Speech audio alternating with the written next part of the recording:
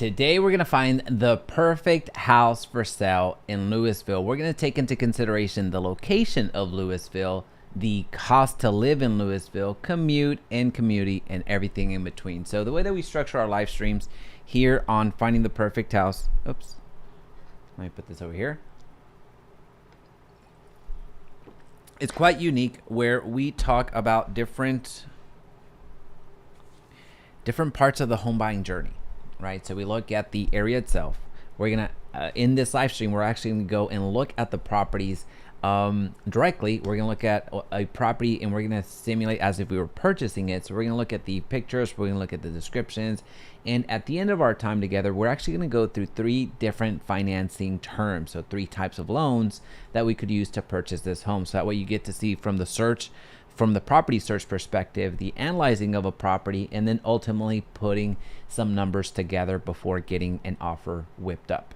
So that's where we're going today. So if you're finding value in this video as you go through, please feel free to hit that like button. It is free for you and it is incredibly valuable for me in the sense that this reaches more and more people. So let's start with the online portal. So you have access to a billion different portals. So you could go to Zillow, you could go to Realtor.com, Homes.com, wherever you want to go. So here, the website that we're using is my website, Jaime Resendiz.exprealty.com, which gives us direct access to the MLS. So the city that we're looking at today is Lewisville. So we're gonna find that perfect house for sale in Lewisville and go into all the elements that we just discussed. Again, we're gonna get into the questions that we need to be asking ourselves if we're gonna be moving to Lewisville and everything in between. So right now in the city of Lewisville, Texas, there are 212 properties available for sale, with the average price point being $473. Given its central location, Lewisville's central location, you're gonna be pleasantly surprised that while that average price point can appear high, if you will, that's actually on the lower end when you factor in when you're factoring in the location of where Lewisville is and where it sits in the entire picture of the Dallas-Fort Worth Metroplex. So we're going to click on that and we're going to focus more on single family residences as we're going to go through a deep dive of what that real estate looks like. And then we're going to get into the calculation mode. So as you're purchasing a property, let's zoom out for a quick second. Of course, location matters a ton.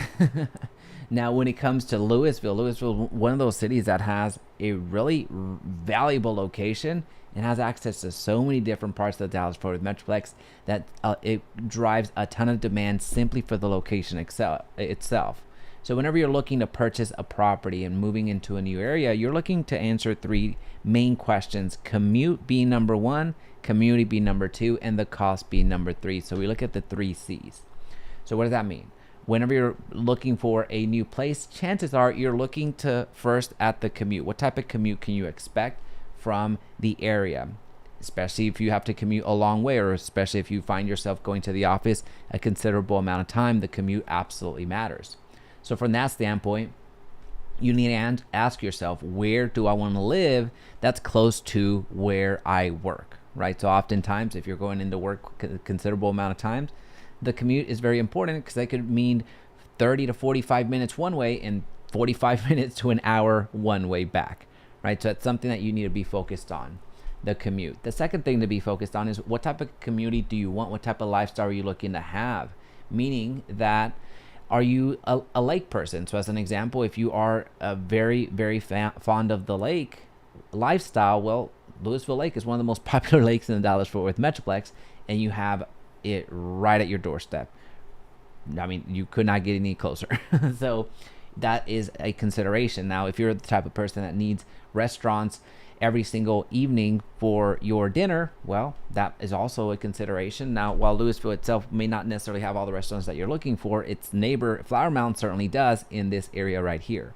Now, don't mishear me, Lewisville does have plenty of restaurants, but if you're looking for the higher end restaurants and that type of entertainment, then you're going to be over here a considerable amount of time.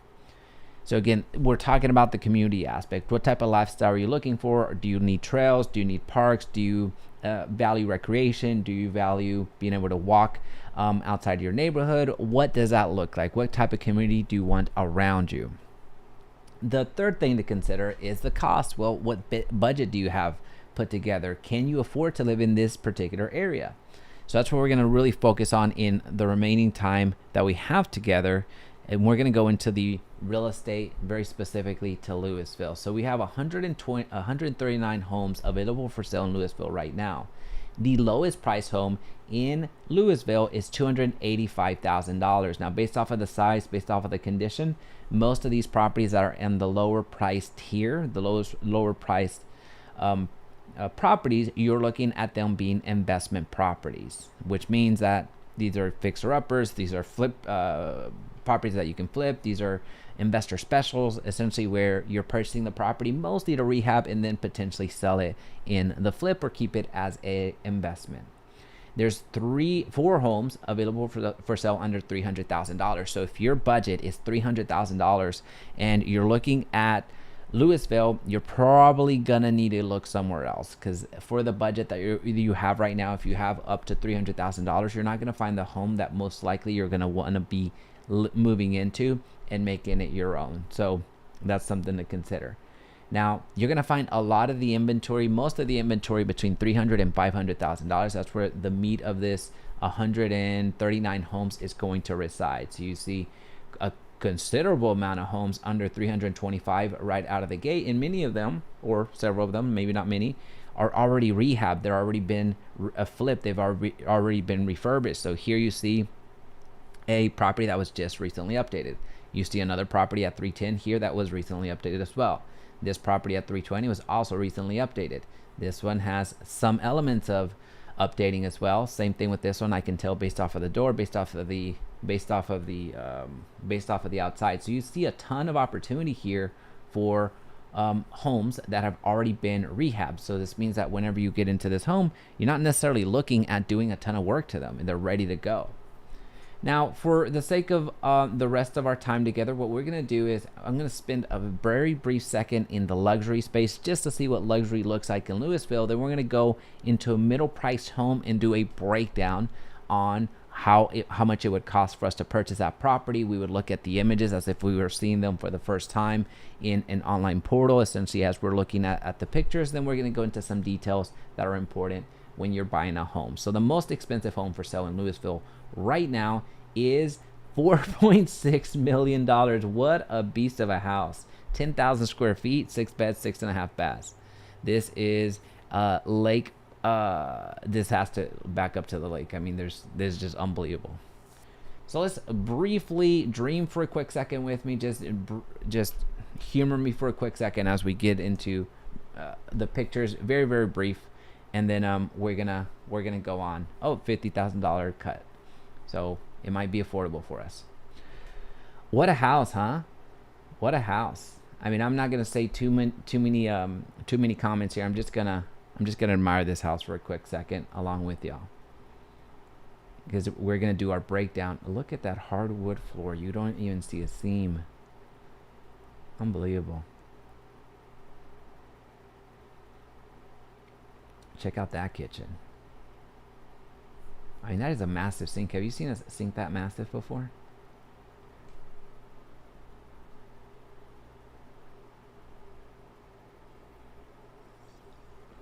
Look at your view.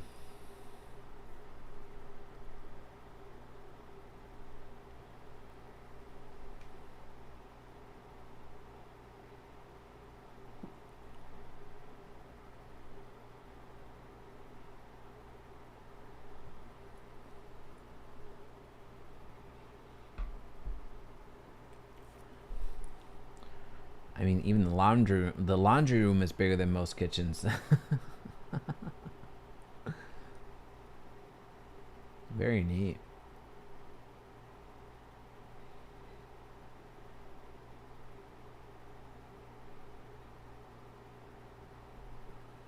Oh, looks like there's a neighbor that's about to be built. So check out that house. Like you're in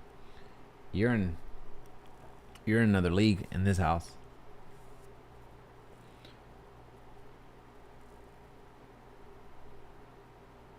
Oh, it backs up to a golf course. Which golf course is that? Is that? No.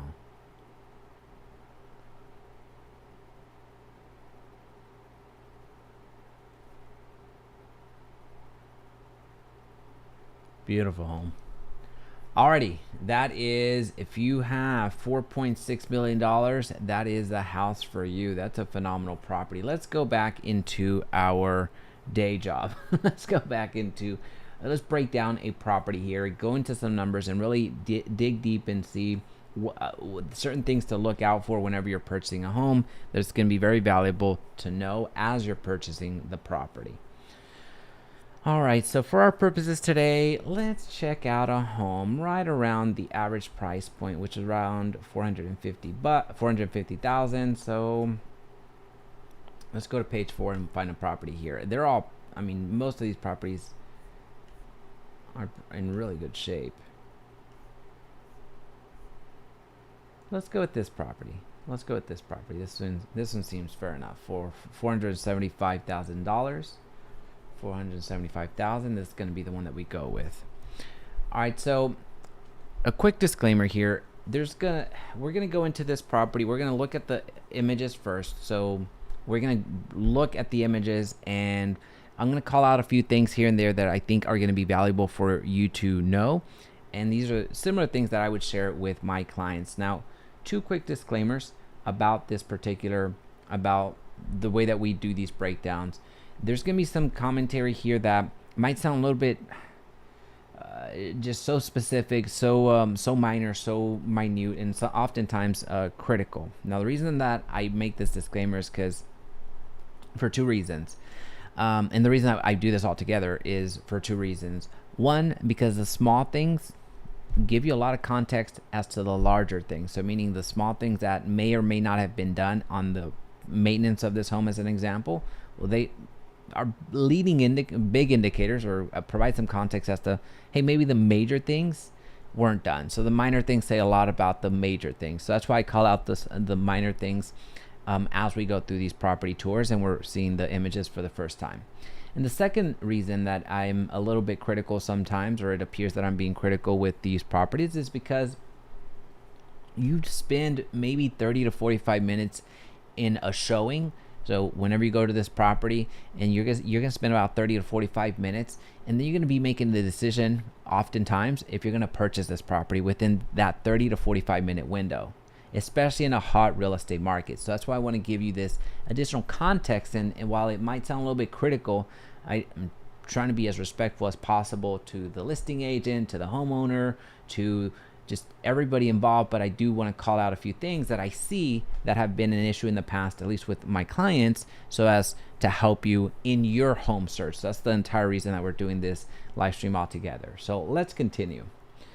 All right, so here right out of the gate, looks like they've recently had some masonry done. So I do like the fact that they've updated or improved the landscaping considerable amount from what I'm seeing, at least. Now, not everybody is going to appreciate these built-in flower beds.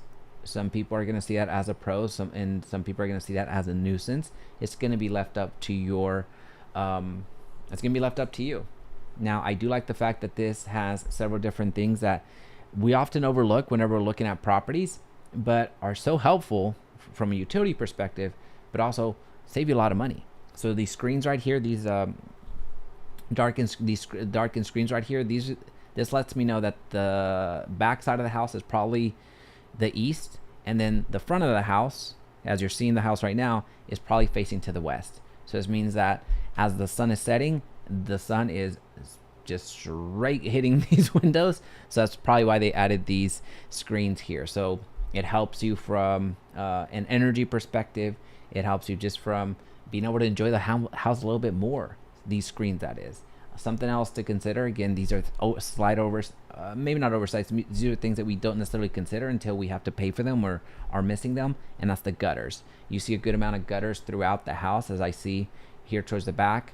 And this looks like a privacy fence back here with the gate. So privacy is something that these individuals most likely valued, and they've invested in this property enough to where you don't have to, make these investments on your own.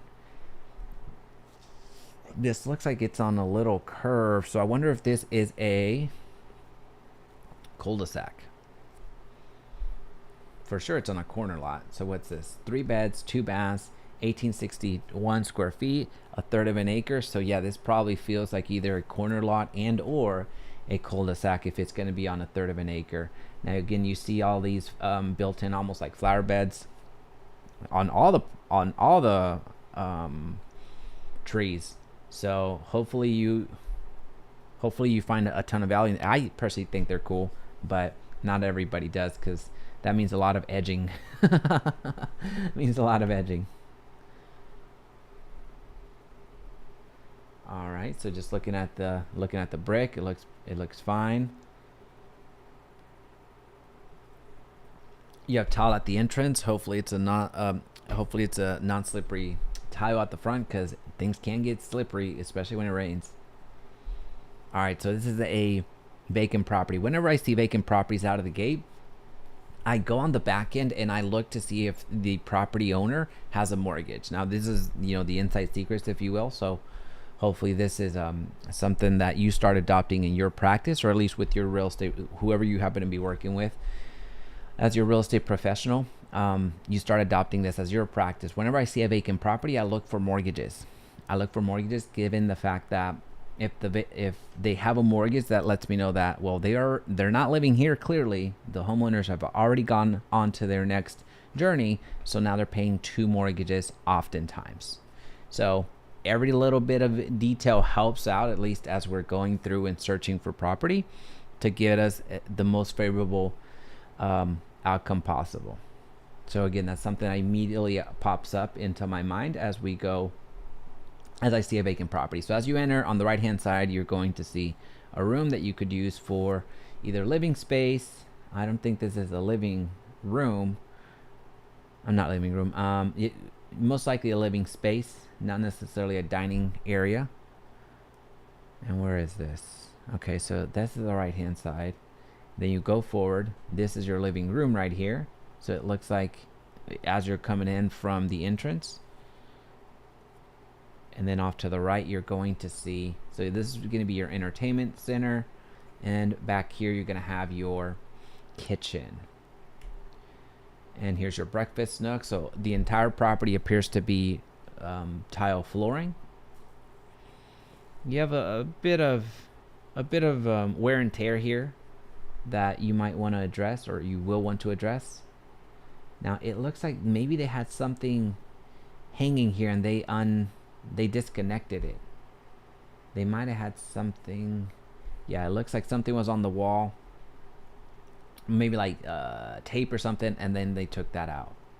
Now the pros and cons of over personalizing your home really becomes evident when you sell. So here, this over personalization of putting a backsplash and then tile all throughout, more specifically a very unique looking color, with a unique looking color, that is not always appreciated by a lot of people. So whenever you're putting an offer together, you're going to take this into consideration. Some people are not going to care. They're not going to put any value or take away any value. Some people, depending on what the improvement is, will put more value in it, so they'll offer you more. But in many cases, when you over personalize in this respect, the buyers are going to actually undervalue this, in the sense that they're putting the fact that they're going to have to replace this into their offer, at least in the mindset of their offer when they're presenting it to you, so they don't offer you the highest and best because of it being too unique to you, basically, to where you don't capture the value that you invested putting this in. And that's what's going to end up happening with this property.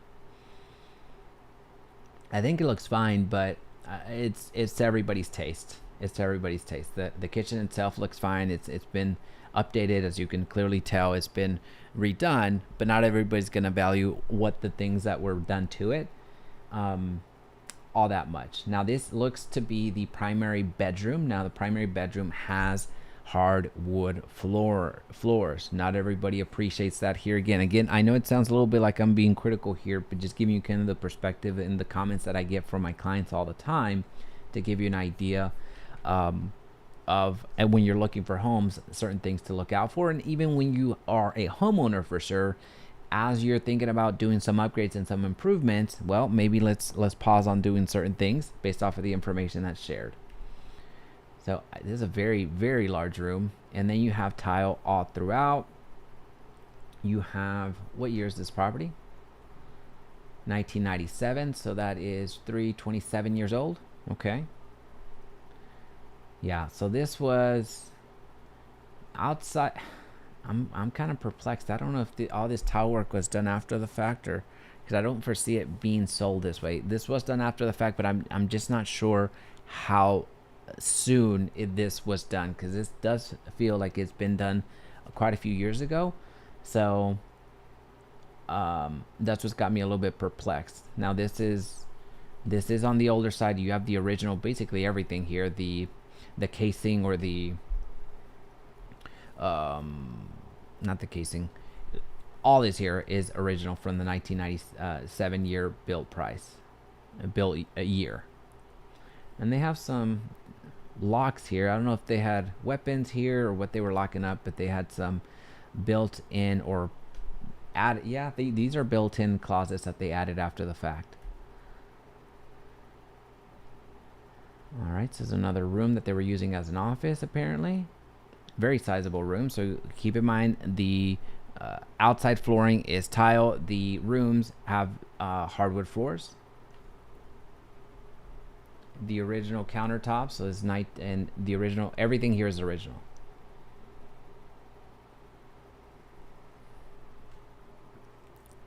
Laundry room. I do like the garage. The finished out garage is always a nice touch. I can really appreciate this. I appreciate the fact that they're like, this is a nice one. So either they value their vehicles to where they did this, or they worked out here in some respect. But I think it was more for their vehicles. And then the backyard, wow, this is nice. I do like this. So you have a very robust patio back here. You get some light, you get some wind, or some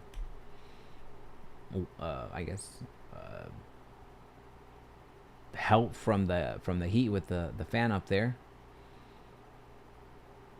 So you have rear entry. So you have a very, very large lot. Again, a third of an acre lot. You have a storage shed over here. You have 8-foot fences that looks like the fence was recently done. You have that gate at the front that you saw at the entrance, and then the rear entry.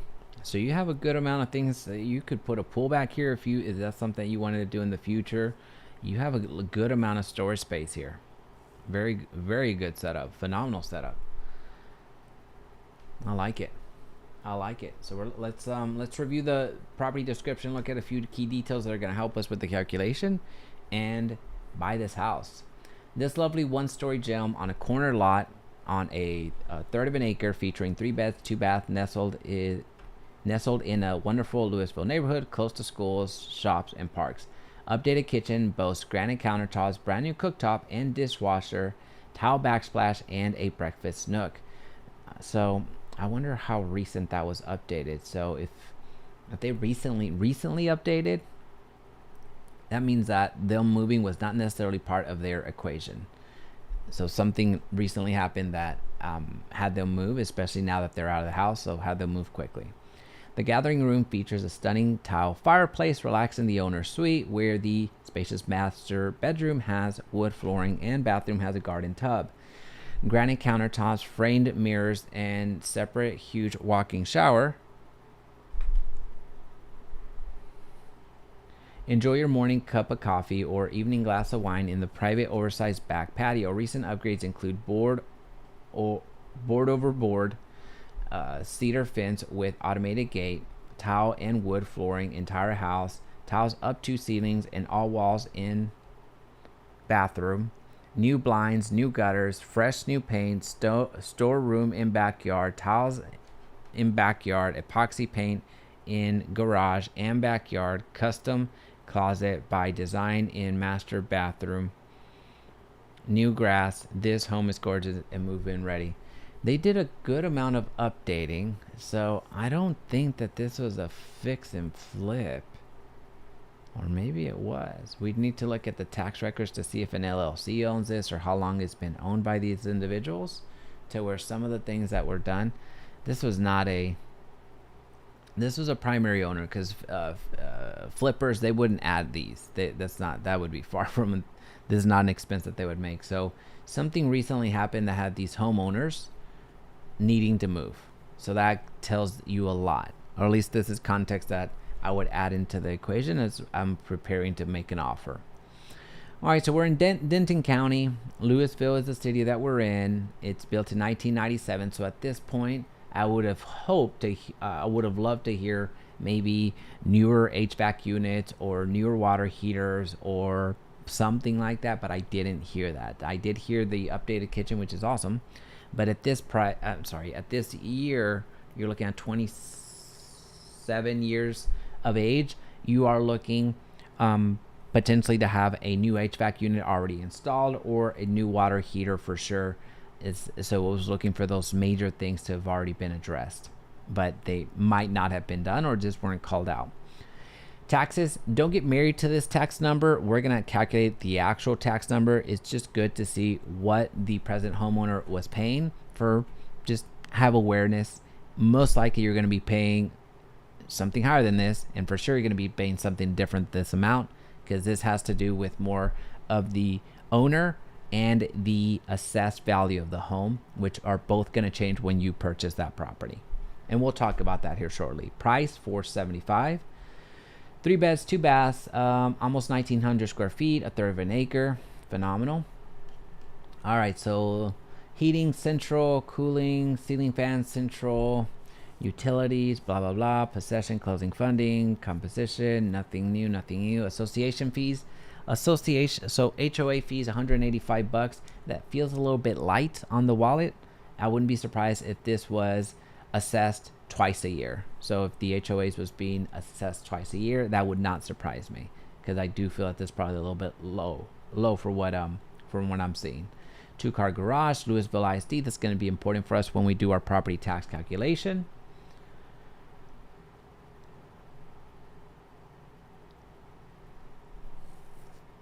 And all right, everything else pretty standard. Association fee frequency, semi-annual. There you go. So this 185 is not 185, it's 370 for the HOA.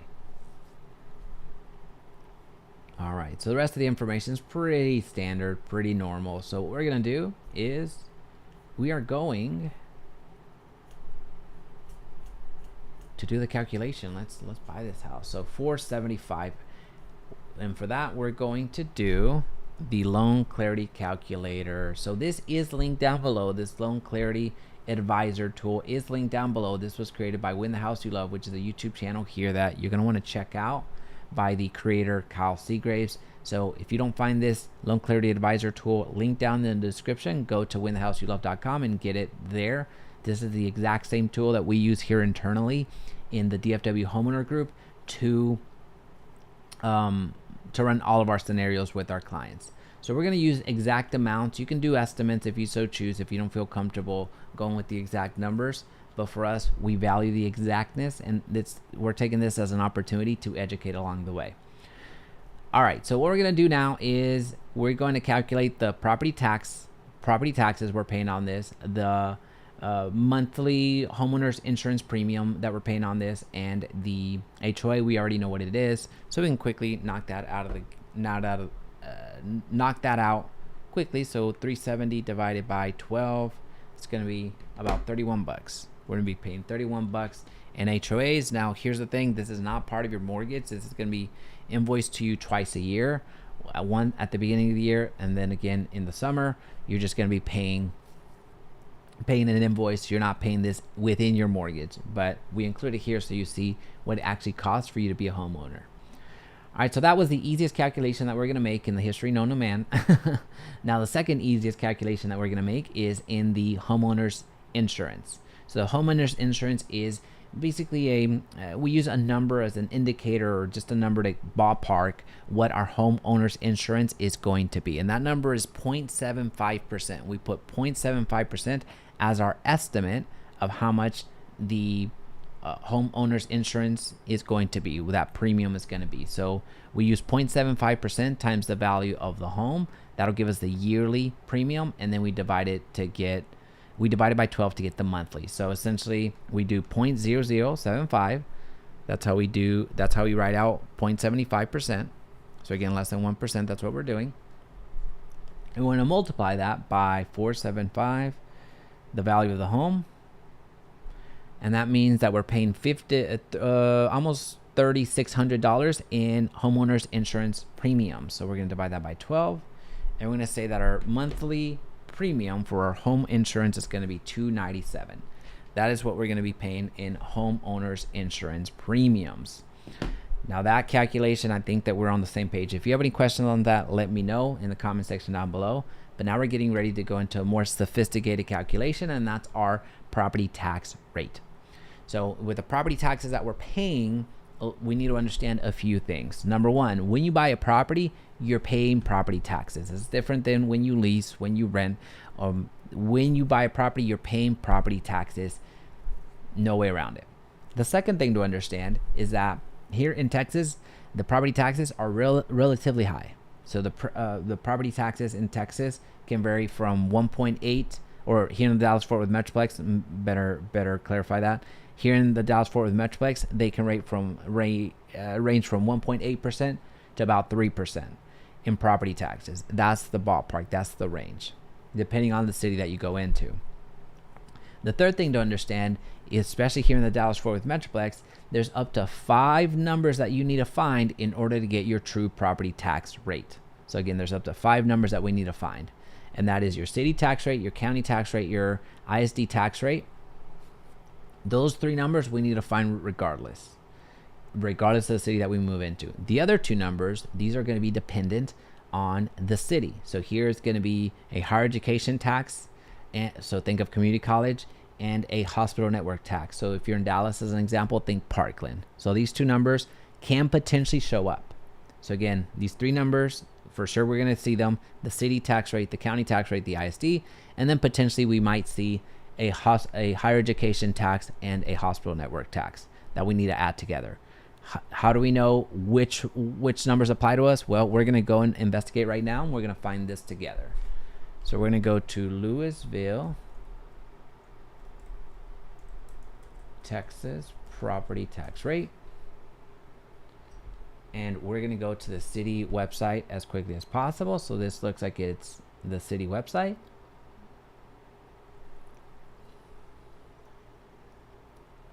I'm not liking the direction of where this is going, because it looks like it's more showing the city tax rate.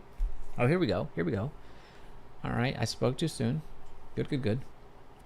So the history, it's good to see that you're paying less in property taxes throughout the years. That's good to see. It's trending in the right direction, especially from this year to this year. There's a huge difference. Good. But what you're also, and it compares your neighbors, which is also pretty cool. So you're paying among the least when it comes to the city tax rate, not the overall tax rate, the city tax rate. But now what's important for us right here is going to be this. This is going to be the, based on 1 penny generates. Okay. All right, so this isn't going to really give us the information that we need.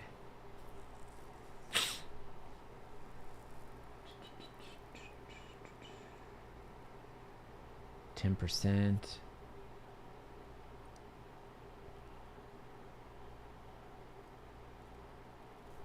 Okay. So what we're looking for is the percentage of these. So if this is 0.419, I don't want to do all that math. Let's see if there's a easier calculator out here. Okay, we can do this. All right, so this is Denton County. What we're going to do is we're going to select Denton County for sure. We're going to go to Lewisville. Right here. We're going to go to school. We're going to go with Lewisville. And we're not going to select a water district because most likely that's not going to apply to us in Lewisville. So what we're going to do is we're going to say that our property is valued at $100,000 so we can get an exact, a round number for us. And that means that our property taxes is 1.738. Do we want to accept that? Do we want to accept that? So these are the three numbers that we need to have regardless. I just do not know if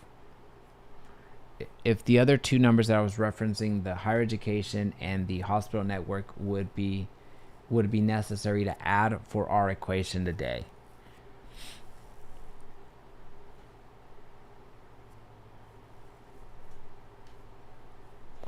Let me do a little quick math real quick. Let me do something. I'm going to go to Denton CAD. So the Central Appraisal District. I'm going to take this and I'm going to see what the property was assessed at. So I'm going to see what the assessed value of the home is, and then what they're paying in taxes. So that'll give me a little bit more comfort. Will give me a bit more of an idea of how much we're talking about in property taxes. Okay.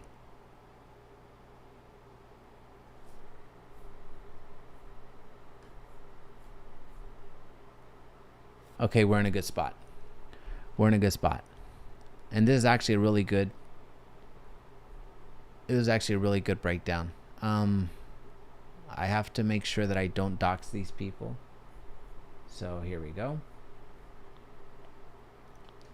All right, so let's talk about this. Let's talk about this breakdown. What's important for us today is just going to be this: the tax rate for the city, tax rate for the county, tax rate for the ISD. So our total tax rate is this. So this is the exact same number that we got over here. So we're in a good spot. Now, you're going to see the difference between how much this particular property you would be looking at without exemptions, and then also with exemptions. Now we're going to do our own little assessment real quick, but just wanted to give you the breakdown of what this looks like. So we don't need to add the higher education. We don't need to add the hospital network. So I feel comfortable moving forward with our breakdown now. All right, so what we're going to do now is we're going to multiply this point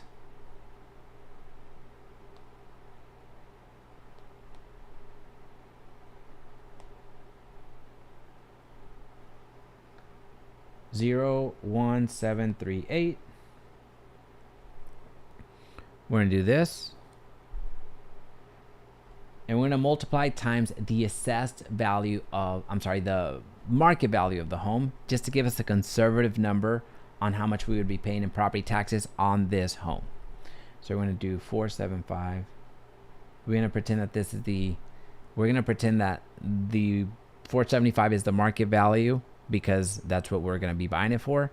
And our property taxes are going to now be $82.55. Now this is a conservative number. So you saw there the difference between the property taxes, what they would have been without exemptions, and then also what they were. I think it was like 70 something, $7,400 that went down to 50 something. I forgot what it was. So even this is wrong. 5,400, something like that. So same thing is going to happen to you. This market value is not going to be the actual number that your Central Appraisal District multiplies against. It's going to be against the assessed value. So the assessed value is actually less than the market value oftentimes, and you also have some exemptions that are going to lower the assessed value of your home, so you're paying less in property taxes. All right, so let's do that math again, because I think I broke the calculator. 475 times 0.01738 divided by 12. That is $688. All right, so that's what we're going to be paying in property taxes per month. That is an estimate based off of the tax rate that we know is in place. All right, so what we're gonna do now is we're gonna add 3 different financing options. What we're gonna do is we're gonna buy this house for 5% down for a conventional, and FHA 5% down, and then also we're gonna come back to the well and we're gonna put conventional 20%. Now there's several things when you're looking at buying a home. Whenever you buy a home, you can buy it cash. If you still have that cash, awesome. But oftentimes what we do is take out a loan, and that loan becomes a mortgage. Now, when you take out a mortgage, you have different loan types to choose from. You can do conventional, FHA, USDA, VA, portfolio loans, jumbo loans. There's so many different types of loan products out there, but the 2 primary ones, the 2 most common ones, are conventional loans and FHA loans. So those are 2 loans that we're going to be looking at today.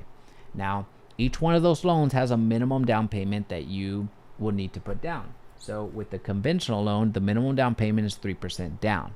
With an FHA loan, the minimum down payment is 3.5%. So these are just minimums to get into your loan, to get into the home. Now, the reason that I went with conventional 20% over here is to show you the difference between putting 20% down and putting anything less than 20% down. So the reason I do that is because if you put less than 20% down, whether it's a conventional loan or an FHA loan, you're paying what's called mortgage insurance. So if you do that, what's happening is if you're putting less than 20% down, you're paying this mortgage insurance that the lender puts on you. So whenever you're putting that anything less than 20% down, you're paying an additional expense, an additional fee, and additional interest, if you want to look at it that way. Now, with a conventional loan, you can eventually get rid of that mortgage insurance. After you make your payments and consistently make your payments to when you get over 20% owner equity in that home, meaning where you own over 20% of that home over the years, then the mortgage insurance falls away.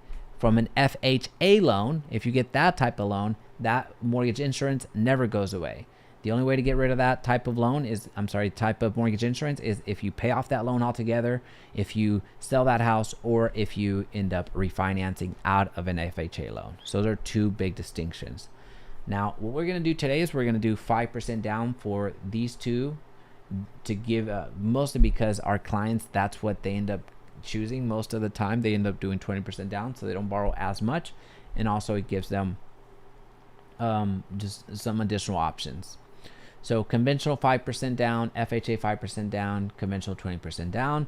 All of them are going to be on a 30-year loan, 30-year length. And now the interest rate. The interest rate varies by the hour. So the best thing that you can do for yourself, regardless of when you're watching this video, is go to what is the interest rate for buying a house right now. And we're going to go to bank rate to give us an updated number. So here, Wednesday 28th, the day of this recording, a 30-year fixed is 6.51. So what we're going to do is we're going to say that on average, or a reasonable number that we might get in the open market right now, is 6.51%. That's what we're going to pretend we are taking as our interest. Now again, this varies by what part of the depends on the loan, depends on your credit, depends on you, depends on a lot of different factors, and of course it depends on when. So we're going to leave that there. Now, points. What are points? Points is when you buy down the interest rate. So here, if you got 6.51 quoted to you, you can buy down that interest rate by buying a point. When you buy a point, you're essentially paying 1% of the loan value, whatever you ended up borrowing. Let's say of this, you borrowed $450,000 as an example. 1% of that would have been $4,500. For that $4,500, you can lower the interest rate that you're being assessed. So if you're being assessed 6.51%, then when you buy down 1 point, roughly you're looking at dropping it down by a fourth. So here you're looking at dropping it by 0.25. So you roughly would be paying about 6.25% in interest. I'm giving you some rough numbers here, but I'm not off by too much. So that's what points means. Points means that you're buying down the interest rate, which is another way of saying that you're prepaying interest. So here it gives you some options to have a lower monthly mortgage payment. And sometimes it makes sense. Sometimes it doesn't. It just depends on how much they're charging you for these points. And also it does depend on what your plans are with the home. Meaning that if you don't stay in that home for longer than a year, then it might not make sense for you to buy a point.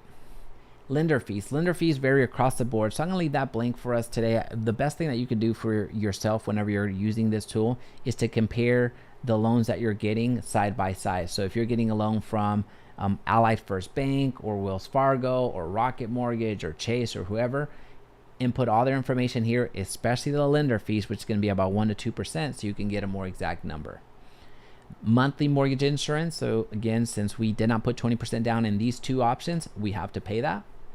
Extra payments. If you plan to make some extra payments, you have the option to add that here, whether it's monthly or lump sum. We're going to not do much with that today, but you have that option. What I do want us to explore is how much it costs us, how much this loan is going to cost us at the end of the day. So right now, these numbers that you see are based off of 10 years of this loan. So after 10 years, this conventional loan would have cost you $230,000. This FHA would have cost you $77,000 more. It would have cost you $307,000. And then same here, this one would have cost you $300,000, which is $68,000 plus. This is after 10 years. You're going to see how much you paid into the monthly mortgage insurance. You also see the finance mortgage insurance, which is more of an FHA thing, which is 1.725% of the loan. So here you see how much more was being paid in fees because you took that 5% down on an FHA loan, and how much you paid in interest. Now, of course, once you input your information, you're going to see the lender fees and everything added, but this gives you the expenses. Now, this was based off of 10 years. Now, what if you go 30 years? You see this chart reflecting what that looks like. After 30 years, you would have paid $485,000 of the loan. This would have been the cost of the loan. And then over here, it cost you $602 if you would have gone with the conventional 5%. And then if you would have gone with the FHA 5%, it would have cost you $638,000. So you see how much more expensive money becomes when you don't put as much money down, which makes sense given that since you put a ton of money down, like with 20% down, here you're looking at $95,000 versus putting $24,000. You can see that since you're borrowing less, it doesn't cost you as much. Monthly payment. Let's look at our monthly payment on year one. What does that look like? You're going to see several different things, but what's important here is to look at your conventional 5%. Your monthly mortgage payment would be $40.97. FHA would have been $41.08, and conventional would have been $3,400. All right, so you see the differences in how much less the conventional 20% down is. Now, one similarity between these three loans, though, is how much goes into the interest and how little goes into the principal at the beginning of your loan. So remember, this is year one. At the beginning of your loan, so much goes towards interest and such little goes to the principal. Now, the taxes, that would be that's also going to increase with the years. Homeowners insurance is also going to increase with the years. Mortgage insurance is actually going to decrease through the years. Your HOA, with conventional, you're going to eventually get done with it. FHA, you're never going to get done with mortgage insurance. Your HOA is not part of your monthly mortgage payment, but we do include it here just so you see it. But when it comes to the breakdown of the loan, this is what you can expect: the principal, the interest, the tax, the homeowner's insurance, plus mortgage insurance here in these particular types of loans because we didn't put 20% down. Now, what I like about this particular breakdown here is that at any point in time, you see how much equity you own in this home. So here, if we go to year 21, you would think that you own 66% of the home. You would think, or more, because you put some down payment at the beginning of the loan. But that unfortunately is not the case. You're going to find that on year 21, you barely own 50% of your home with these two options where you put 5% down. Over here, you own 60%. Now, the reason that this does not reflect at least what your mind is thinking, or what my mind thought, was because at the beginning of our loan, we're paying so much more into the interest than we are into the principal. So that means that the loan balance, how much we still owe on that property, is still relatively high because we've been paying so much more towards the interest, right? So that's kind of what we're talking about there. And then one thing that I wanted to share because it's very, very relevant is on your conventional 5% down, remember we're paying mortgage insurance, and we're paying mortgage insurance on that, at least on paper, for over 10 years. So 10 years and 4 months is when the mortgage insurance would actually fall off. This is on paper. This does not reflect the appreciation of your home. This just shows what happens on paper. So what I'm saying here is, as your home appreciates and goes up in value, you're paying less. You're paying mortgage insurance off quicker. Now let's talk about our exit strategy, and also let's factor in our living costs for the next 10 years. So God willing, in 10 years, you're still going to be around, and so am I.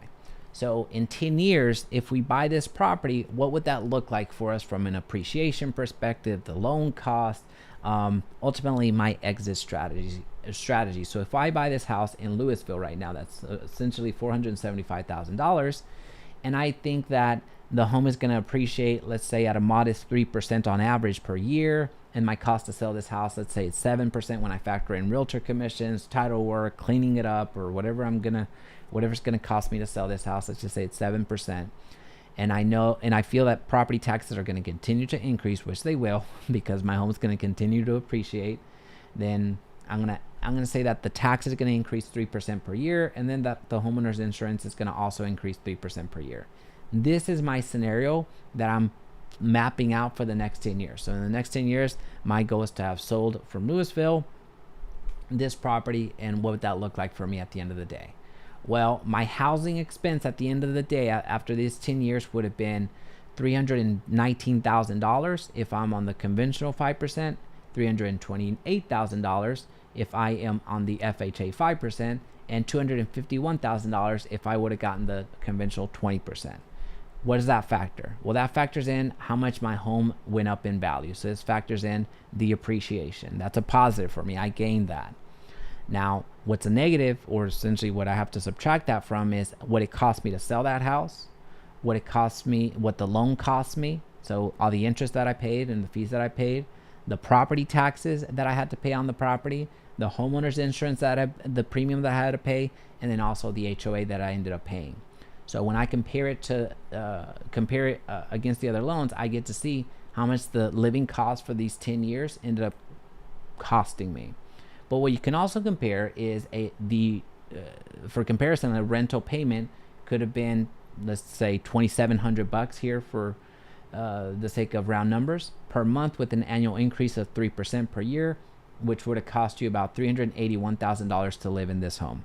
So if you compare renting versus buying, you see the differences of how much you're up or how much you would be down if you buy versus the rent side as well. So how much you ended up spending in these 10 years. Now, if you extrapolate, if you go even further, let's say you're going to sell in 16 years, the math is still done for you.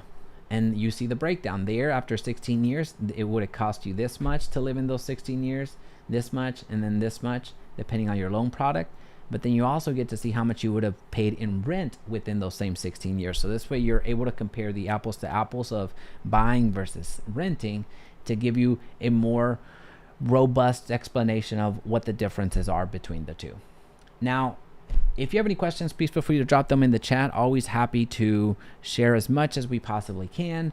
If you're looking to buy or sell in the area, by all means, our contact information is down below. We would love to support you in any way that we can. Outside of that, we see you on the next video. Bye.